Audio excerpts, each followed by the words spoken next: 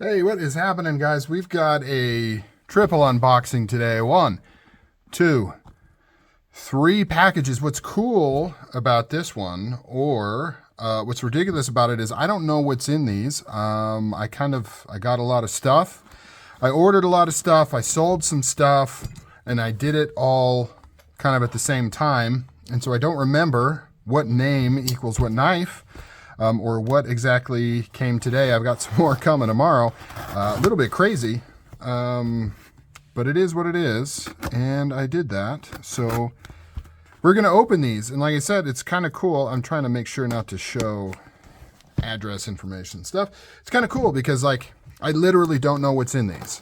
I mean, I know it's, 3 of a certain amount of things that I got, but I don't know specifically which one is which.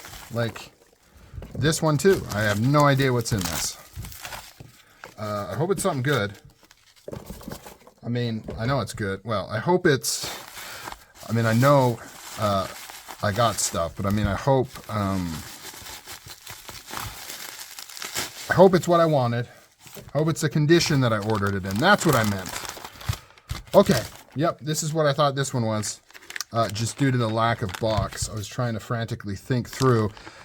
So we have a Strider SNG MEFP.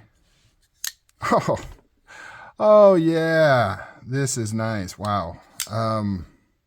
That is some of the earliest lockup I think I've ever seen on a Strider. Look at that. That is crazy. But little bit of break-in already, hard open. You get a little bit more. Ooh, definitely adds that lock stick there. Nice, centered, no detent play. Bada boom, bada bing. So I picked this up, right? This is what I call a fiat currency middleman trade, right? It's not a trade, but I just mean somebody popped this up for sale. I wasn't thinking I was going to snag one of these, right? I missed the drop, whatever, of course. Like, monkey edge drops are so crazy. I didn't think I was going to get one, but then one popped up for sale for a price, and I was like, you know what? I'm going to get this, and then I'm going to sell my crosshatch, my green crosshatch. So I bought a SNG crosshatch in green because I needed something green. I just had to have it. I didn't love it, though. It was a little thin. The crosshatch scales are a little thinner than these. I mean, we're talking like minorly, but still a little bit. And then this popped up, and these have the exact same flat grind blade. My other monkey edge frag pattern has the 3/4 ground blade with the black and gray scales. And I thought, I'll just do old swapperunio. And that happened. I bought this, and then I immediately put up my crosshatch, sold quickly.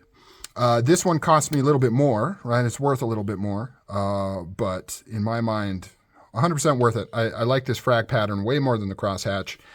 I like the feel of these ones a little bit more, and I prefer 3V over PD1.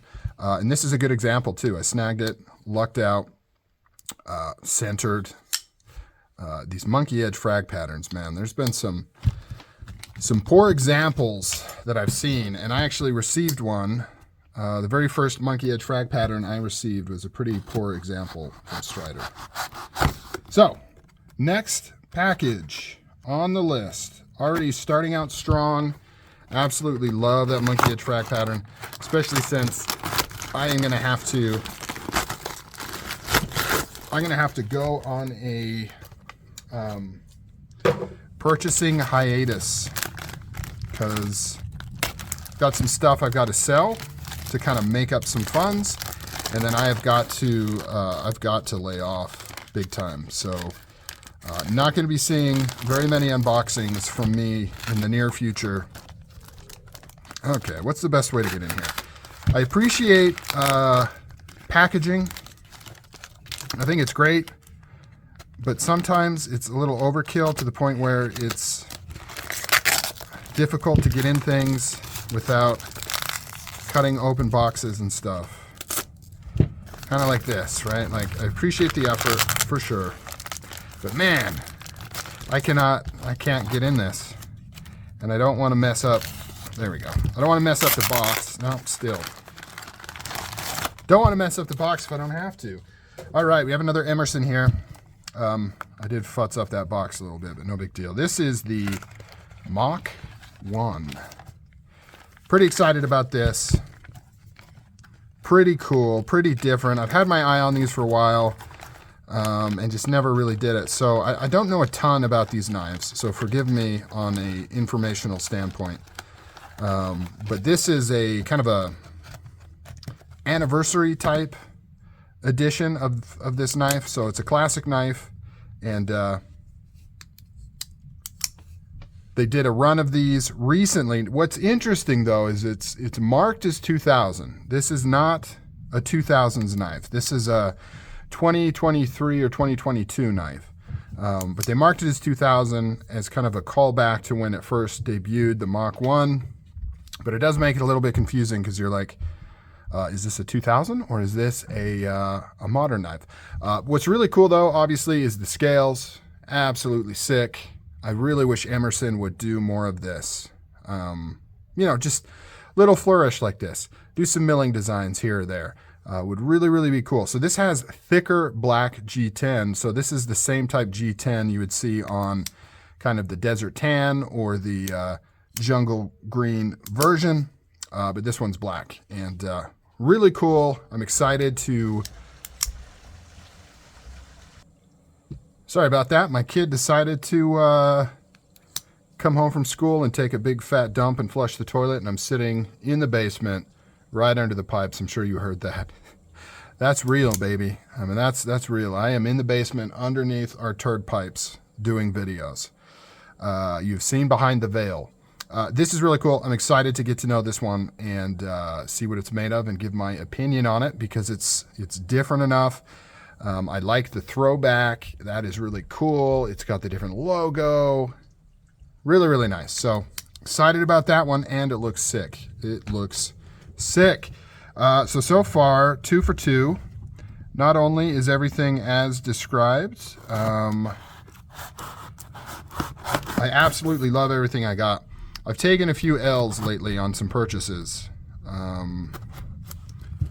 One of which I haven't shown on this channel. And I had somebody ask about it. They're like, why didn't you show it on the channel? Because they saw it for sale. And it's kind of a self-answering question. Like, I haven't shown it on the channel for the same reason I immediately have it up for sale. I don't dig it.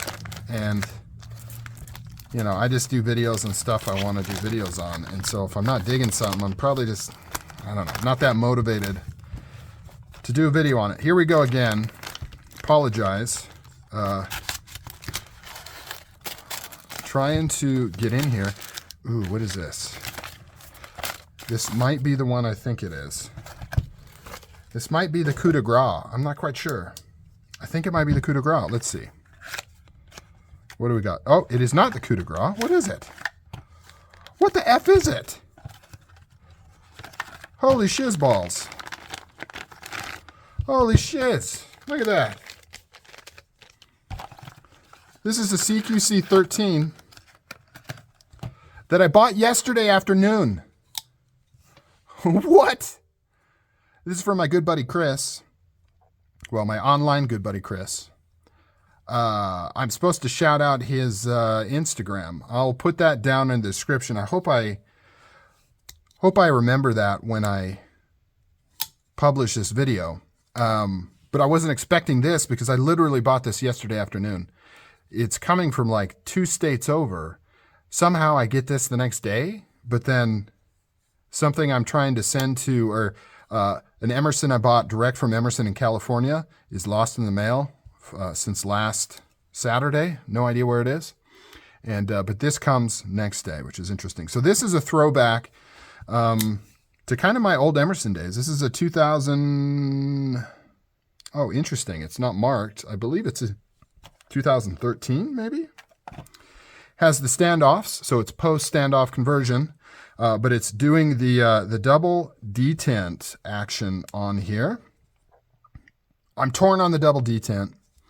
I used to absolutely hate it and avoid it. I'm warming up to it because I know it's Emerson's vision. You know, like it or not, He likes the double detent, which is why he still uses the double detent on his customs, right? And the only reason he stopped, so I found this out. So if you saw my double detent video I did on Emerson's a while ago, in that video, I'm basically saying I have no idea why he did that. I didn't understand the purpose of it. I did get some responses to it as to why he did it. Still not completely clear on the why, but what I do know is that he only stopped doing the double detent because it was too expensive, not because he found a better way to do the lock bar or he realized the shortcomings. He stopped doing it because of cost, which is why you still see the double detent on the customs. So I don't like it because it actually makes a pretty weak detent. So the actual like detent holding this blade in is pretty weak, but it does make blade retention okay because it's not drop shutty, I guess, or smooth, whatever you want to call it. Like there's a lot of kind of force behind the knife. And as you break it in, this is like not even broken in. As you break it in, that'll improve, but it just makes it's a different kind of experience with the knife. The other thing I've noticed with the double detent is it's difficult to get the pivot tight, but then have it centered. It seems like if you tighten the pivot so that you absolutely don't have any play, the detent on this side kind of pushes the blade. I don't know. It just makes it a little wonky to kind of dial that stuff in, which of course, doesn't affect the function of the knife. But man, the CQC 13, probably my favorite Emerson blade. And I just don't have one because I've been wanting to hold out for a newer production run, hopefully with all the updates I like, the single detent, the bigger standoffs. But there just hasn't been a run recently.